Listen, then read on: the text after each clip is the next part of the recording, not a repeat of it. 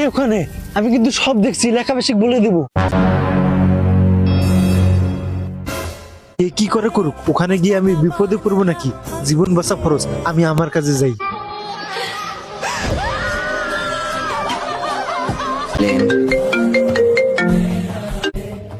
Hello, hello বাবা, তোর বোন সকালে প্রাইভেট গেছে, এখনো বাসা আসে নাই। একটু খোঁজ নে বাবা, আমার খুব চিন্তা হচ্ছে।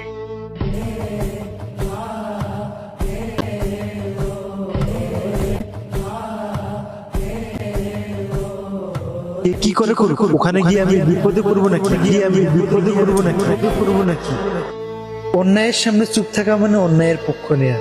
আজ তুমি চুপ থাকলে কাল সে অন্যায় তোমার নিজের ঘরেই ফিরে আসবে। একটা সাহসী পদক্ষেপ হয়তো একটা জীবন বাঁচাতে পারে।